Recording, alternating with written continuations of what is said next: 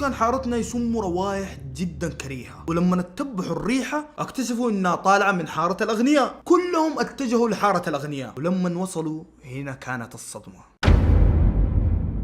لقوا 216 جثة مرمية قدام حارة الأغنياء. دقيقة، تتذكروا كم شخص من رجال الأمن دخلوا الحارة؟ 54 ضرب 4 يساوي 216 شخص.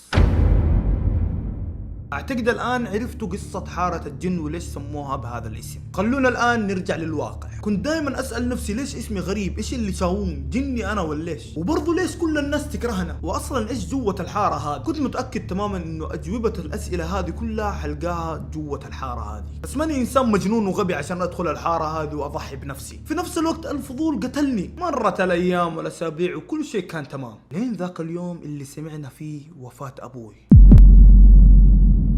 اللي نعرفه باختصار انه طبيعة شغل ابوي انه يتنقل من منطقة الى منطقة، وما نعرف شغله اساسا. فسمعنا وفاة ابوي في المنطقة الفلانية ودفنوه هناك. كل البيت كان يبكي، بس الشيء الغريب انه امي ما كانت تبكي. قلت ممكن انه قلبها قوي او ما تبى تبين لنا انها حزينة. مشيت الموضوع وما دققت. يوم من الايام وانا خارج من البقالة لاحظت انه في بسة سودة قاعدة تمشي ورايا، بس الشيء الغريب انه قاعدة تمشي معايا بنفس الخطوات. امشي خطوتين تمشي ورايا خطوتين، اوقف توقف. تجاهلت البسة واتجهت لبيتي. وصلت للبيت والتفت وراء اشوف هل هي موجودة ولا خلاص مشت. كانت موجودة. دخلت البيت واتجهت لغرفتي ونمت.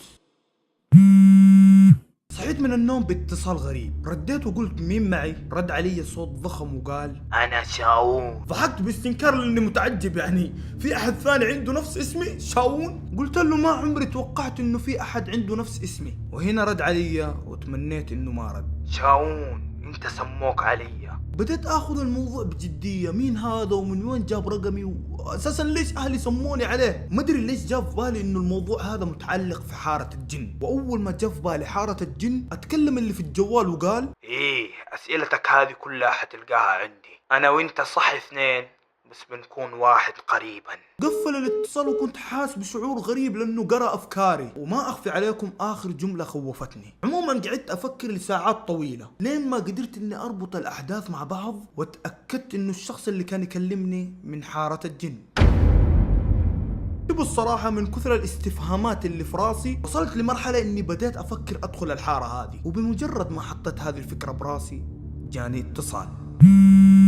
اليوم الساعة 7. الشخص اللي كان يكلمني كان قذر تمام، يتكلم يقول اللي يبغاه ويقفل في وجهي. بس الشيء اللي تأكدت منه بعد الاتصال هذا انه هو قاعد يقرأ افكاري. نعم، لا اوصف لكم الشعور، هذه بحد ذاتها فكرة مرعبة انه في شخص كذا يقرأ افكارك. عموما طالعت في الوقت كانت 1 الليل وهو قال لي الساعة 7، يعني قصده بعد 6 ساعات من الان. ما اخفيكم بس كنت خايف لأبعد درجة، بس الاستفهامات اللي في راسي حسيت انها اهم من حياتي. بعد 5 ساعات طلعت من البيت بدون ما احد يعرف واتجهت لحارة الجن. اول ما وصلت لقيت باب حارة الجن مفتوح. هذه ما قد شفتها في حياتي. كان قدامي درج اسود. صراحة انصدمت انه في درج، يعني الحارة حقتهم في الدور الثاني ولا ايش؟ دخلت من الباب واول ما حطيت رجلي على الدرج الاول الباب اتقفل. طلعت ورايا بخوف وبديت اواسي نفسي انه ما في شيء. قعدت اطلع الدرج لين ما لمحت نور. صراحة ما كنت اشوف شيء غير النور. اول ما وصلت للنور هنا كانت الصدمة. ما توقعت نهائيا انه الحارة بتكون بذي الطريقة. اللي شفته يا اخوان قدامي صحراء. وين حارة الأغنياء؟ وين الكلام اللي كنا نسمع عنه اللي يدخل ما يطلع إلا هو غني؟ قاطع حبل تفكيري لمسة يد خشنة، ولما التفت لقيت قدامي عجوز. كان عجوز بشكل غريب، يعني التجاعيد كانت مغطية على ملامح وجهه. أكيد كلنا عرفنا مين يكون هذا الشخص. بالضبط هو شاوون اللي كان يكلمني في الاتصال. طالع فيني شاوون بنظر حادة وقال لي الحقني وانتبه تطالع وراك لأنه الثمن حيكون غالي. هزيت راسي بطيب ومشيت وراه. كنت متجاهل فكرة اني اطالع ورايا تماما. قعدنا نمشي ابو 30 دقيقة لين ما وصلنا البيت كذا قديم متهالك. دخلنا البيت واتجهنا لقبو مظلم فيه له درج. نزلنا من الدرج وبديت اسمع اصوات غريبة من ورايا. فكرت التفت ورا، على طول اتكلم العجوز وقال لي انتبه. قعدنا ننزل من الدرج